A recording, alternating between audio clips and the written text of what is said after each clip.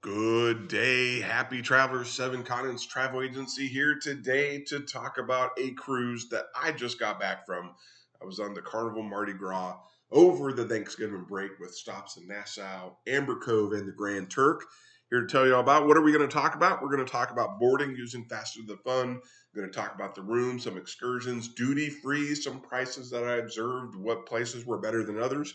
Of course, we got to talk about the food, some of the accommodations on the Lido deck for the pool and activity-oriented people, evening activities, comedy, nighttime shows, casinos, etc.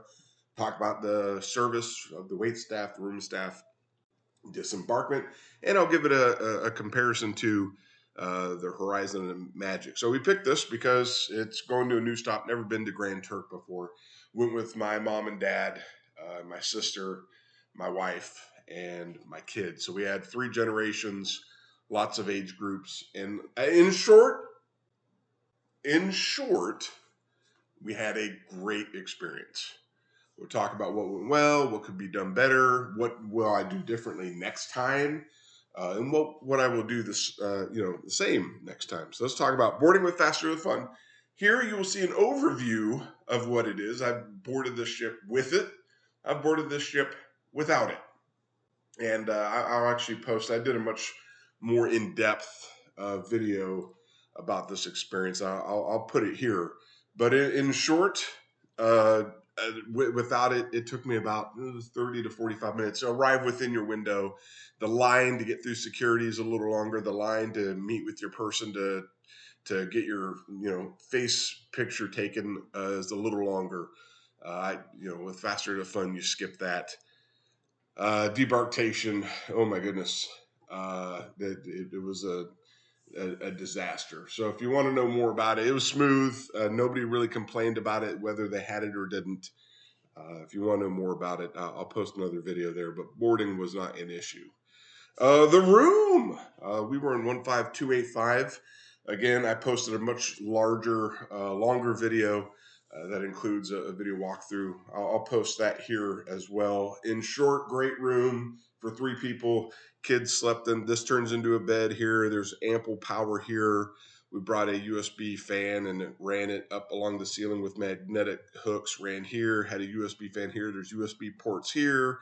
Power, lots of power, balcony. The only complaint is the bathroom. I'm 6 foot, knees went right here, and I read reviews. I'm not the only one. So if you're tall, I don't know, wider girth, you might have some complications here. Otherwise, the shower was a door, not a curtain, and I enjoyed not having the curtain hug me as I cleaned myself. But again, there's a much longer video where I walk through. So the ports of call, the excursions that we've done, been to Nassau a couple times. Normally I go to the Atlantis water park, but they keep jacking up the price for that. It's like $250. And we weren't in port very long. So I think we only would have had 3 hours of actual water park time. $200 an hour, meh. So we did swimming with the pigs. I'll put the video right here for that, where we go into it. Recommend it. As an experience, would I do it again? No, I wouldn't. But it was cool. If you like doing, the animal-like things, the dolphin excursion and whatnot. In Amber Cove, this is our fourth time there. We've done the zip lines. I'll post a video of that review if you want to know more about that. We've done Ocean World, but that was before I started doing this stuff. Ocean World is fantastic. Definitely recommend it. And this particular time, we did monkeys, buggies, and waterfalls. Again, an amazing. Each one of those stops is 3 excursions in one, and each one of those stops was fantastic. I'll post a video here with more information if you want to know more about that. And then in Grand Turks, we did the snorkel and the stingray. First time there. Interestingly enough, you don't actually have to book an excursion. You walk right off the boat and you walk up to the edge of the pier. It says, "Welcome to" on one side of the walkway, Grand Turk on the other side. Well, where it says "Welcome to" on the left, there's a whole bunch of beach and chairs there. First come, first served, but there was ample chairs. And you just go there, put your stuff in the chair, and there's the beach right in front of the ship. You can swim in the shadow of the ship. We did snorkeling and stingrays. The port was fantastic. The excursion was fantastic. Gentleman on the boat took about 50 of us out there and dropped us off into the water. We could look at fish. There was ample fish, big fish I've never seen before. And then they took us over to a different place where stingrays or manta rays or whatever they're called kind of roam. There was three of them, and the dude jumps in, picks one up out of the water, and then you get to hold it for a little bit. Second time I've done that. Other time I did it in the Grand Cayman. Similar experience. A bunch of people around a stingray, you get to hold it, and I don't know, it doesn't seem to mind. Let's talk about duty free in each of these stops. Nassau, surprisingly, we didn't see a duty free shop. And normally, when we get off of a boat, you actually have to walk through like a duty free to get on and off. No, not Nassau. Maybe they're doing construction or something. There was lots of other shopping near the port, like get a margarita here, pina colada this, or some little knickknacks, touristy, T-shirts and magnets and such. There was shopping there. Amber Cove, amongst the three, it has the best deal in duty free. So if you're looking for like a Johnny Walker Blue Label, it was on sale for $187. Normally it's $200-300. Probably closer to three-ish. If you're looking for cigarettes, they're normally $10 ish here in the States. They're $3 a pack. So that's another good deal. Rum was $25. Perfumes were cheaper, about $20 to $30 cheaper. So anyway, it seemed like the best deals were there, certainly compared to the Grand Turk, because that same bottle of Johnny Walker Blue Label was $278. So both places, Amber Cove and Grand Turk, had shopping nearby. Would recommend it. The food, I posted a much longer video. The food here, in short, the main dining room food is edible. It is, you can find something to eat. Are you going to do backflips? It really depends on your palate. Like if you've been pampered with fine dining and eating at these 5-star establishments, this is not 5-star. This is food cooked to the masses, cooked in bulk, and it tastes accordingly. Sometimes the chicken's dry. Sometimes you just really don't know what the hell happened. You don't know what happened. Anything fried is not fried. When you order it, it was fried an hour ago, perhaps, and it tastes like it. If you've ever had French fries and forgot about them and tried them a little bit ago, the steaks gristly. But I go in and talk about that at length in terms of main dining room food. Otherwise, we had Guy's Burgers. We enjoyed that until they swapped up the buns second to last night. There's like a ciabatta, extra starchy, extra floury, extra starchy bun. Burger still tasted good. We ate at Blue Cantina. We ate at Shaq's Big Chicken place. He had chicken strips and the Shaq sauce. It's fantastic. We always enjoy that. We had pizza, burger. Now the dessert place. When you get back from your excursion, just a pro tip.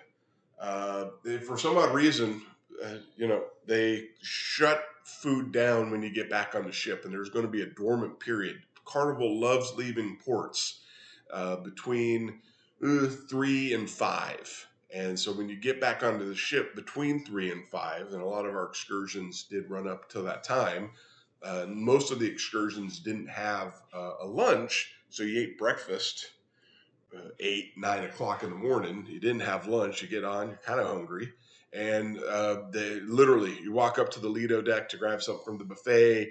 Dudes pulling stuff as fast as just shutting it down, getting ready for the dinner swap. They can't. It's not possible to have lunch. Replace it with dinner. They got to take it all down and then reset for two.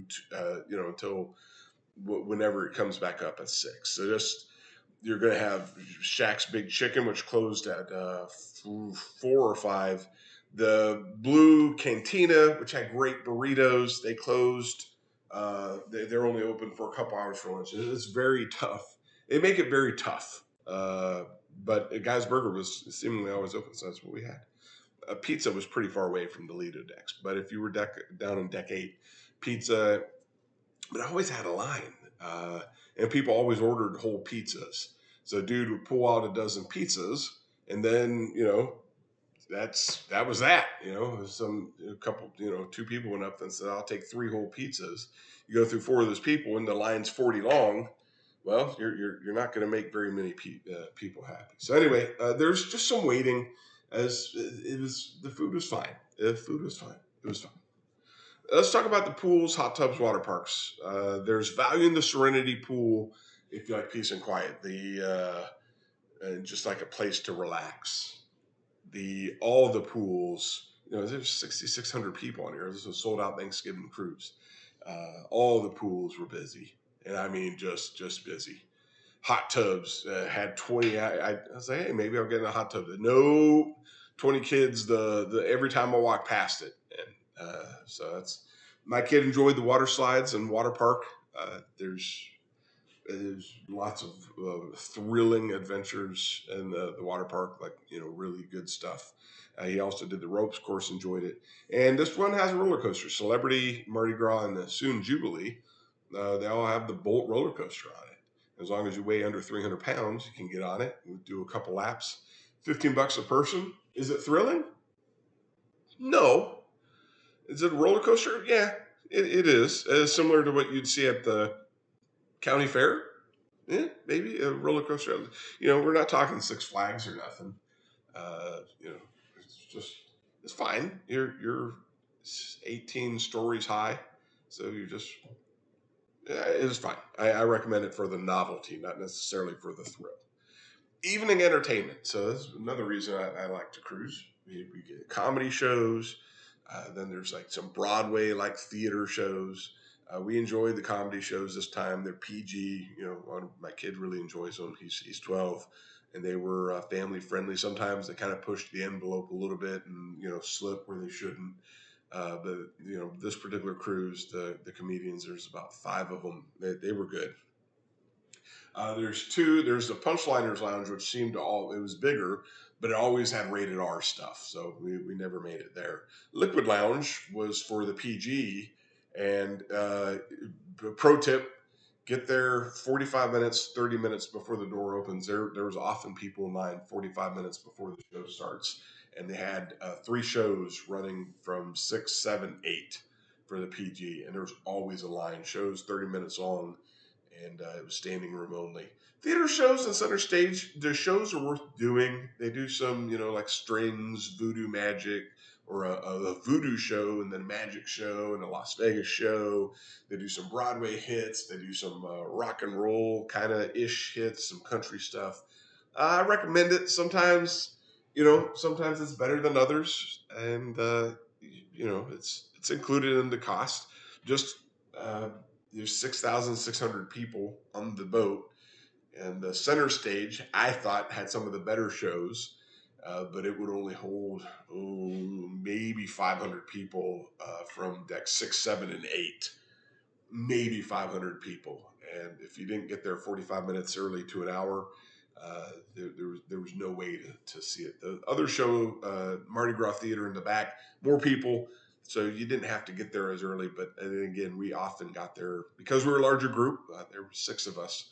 We got there a little bit early just to make sure we could all get there. Center stage was, like I said, standing room only. Casino, yeah, pretty big casino.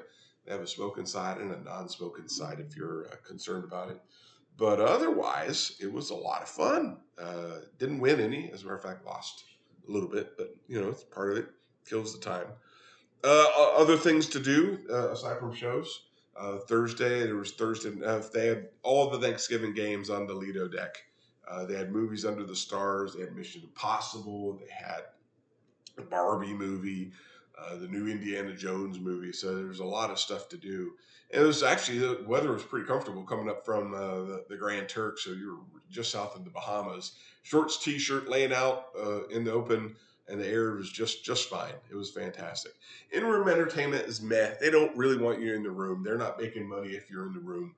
And so you got like Turner Classic Movies, for God's sake, CBS News Channel, which I didn't even know was a thing, which kind of shows truncated, taped. There was only a couple times where I saw live news. There's no sports in there. There's no weather. There was Nickelodeon. There was, and then they got some movie channels. Some are free. Some you have to pay. I think it was $7.99 if you wanted to be in there. Again, they don't want you in the room. They want you out and about. And there you go. And then in terms of the entertainment, consider there's three different dining options. You got the early dining, which is about 5:30. You got the late dining, which is about 7:30, and then there's anytime dining. If you're going to be excursions, if you're big into excursions, get back by 5:30 can be tough. And I mean, you can get back by 5:30, but it depends on how long it takes to shower because you just snorkeled, and then you gotta get ready, and it's you gotta be cruise casual kind of a thing. And then there's the late ones, but then all the evening entertainment is done by the time you get there. So what we did and what we continue to do is the anytime dining. We get done with our excursions, we take a look at we do a comedy show, we eat dinner, and then we do a theater show. And that do whatever you do, but for flexibility, that seems to be the best. But that's the pro. The con of anytime dining is on Elegant Night, where they have some of the better food, lobster, etc. Is it was a 2.5 hour wait all the time, and both times. So we ended up eating somewhere else. So pros and cons to pretty much everything. Service. So for best service, try the assigned dining time. Those folks are going to see you. They'll build a relationship with you, and that'll be the best dining experience. Anytime dining service was hit and miss, they know that they're probably not going to get anything from you in terms of a good survey, in terms of monetary compensation on top of what you've already prepaid. So there's a couple of people that were really cool, and then a couple of people that were really like, hey, I don't care about you. Here's your food that you ordered. I don't care. And again, I talked about 2.5 hour wait on formal nights for MDR. Room stewards are always great. And Disembarkment, in this particular cruise, I've been on a lot of cruises. Normally they're pretty cordial. They're matter of fact, but they're, still provide great service. These people were actually pretty combative. It's been a long cruise for them too. They were grumpy, like engaging, like saying, "Oh, you're not doing it right," or "Hey, what does your card say? Why are you asking me to do this? Your card should tell you." Just answer the question. So I was quite surprised to see that. This is the Disembarkment. It is on Mardi Gras, 6,600 people. Many of which want to get off the ship as fast as they can due to early airlines, beat the Florida Turnpike traffic, and 6 elevators. Forwarded, there's two things off of this thing, and I even had faster than the fun. I started working on getting off the ship at 6:45 in the morning, and it didn't work. I needed to be. We weren't even supposed to get off the boat till 7:45, and this is what it looked like at 7:15. So I was supposed to go to a fortune teller on deck 6, and I thought, hey, I'll leave 30 minutes early. Pro tip: if you have faster than fun, don't leave any earlier or later rather than 6:15. I think you need a full hour, and the elevators are. I had to carry my 3 big bags down from 15 to 9 just to catch an elevator to 6. So that's something I learned there. So in short, so on the overall, did I have fun? Yes. Were memories made? Absolutely. Was it the perfect cruise? I don't know if there is such a thing. There's always something that could be better, I suppose. And I think that's life. Would I take this cruise again? Now that is the question. I will answer that in about 1 month's time. I go on a Christmas cruise on Royal Caribbean here in a few weeks. And I just want to see what the service, the food, the experience is like, the excursions, and I'll be able to answer that. This is my second time on the Mardi Gras. I just look. This picture is my last moment that I remember, and it was a fight. So it's a good cruise. Just that last day, pack the patience, pack a plan. Earlier is better. I was early, but I wasn't early enough, and for that, we'll take it from there. So until the next video, I hope you travel safely.